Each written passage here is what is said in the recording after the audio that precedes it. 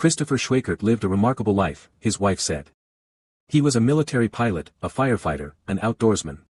His wife, Autumn, fears no one will remember. They'll only know her husband for his strangling of veteran John Russell Anderson, his 69-year-old roommate in the West Palm Beach VA Medical Center psychiatric ward in March 2024.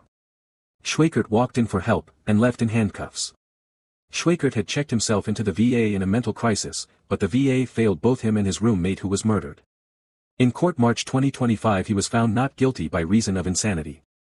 We brought him in for treatment to get help, and the next thing you know, he's in U.S. Marshal custody, potentially facing the death penalty. It's been more than a year since Christopher Schweikert, a former military pilot, confessed to killing his roommate at the West Palm Beach VA hospital. Now his wife, Autumn, is telling her side of the story.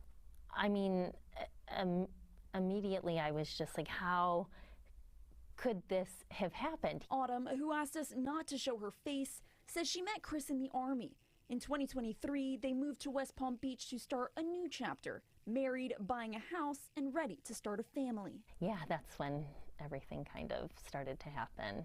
Walk me through those weeks leading up to him checking into the VA hospital. It was like his light was dimming, you know, and he just started to kind of turn inward, and he was very anxious about everything. And they tried to get help, but counselors were booked out for months. The VA seemed like their last hope. Chris admitted himself voluntarily out of fear that he might hurt himself or others. He had another staff member that was with him all of the time. He had a room to himself, and from my knowledge, that would have remained the case. Then suddenly, Autumn says she was shut out, calls unanswered, visits denied, and then he said something bad happened last night. That something was the killing of his roommate, a patient in the same unit. They had two different rooms but shared a bathroom, and the doors were unlocked. The VA conducted an internal review and said staff followed protocol.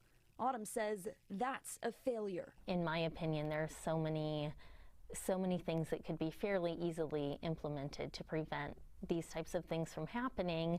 Chris was diagnosed with major depressive disorder with psychotic features. He was found not guilty by reason of insanity, but Autumn says no one won.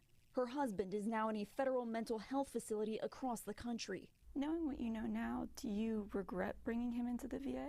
Of course, in hindsight, absolutely. I never would have taken him there because, again, I mean, somebody's life is over, and Chris's life is essentially, you know, I mean, forever changed.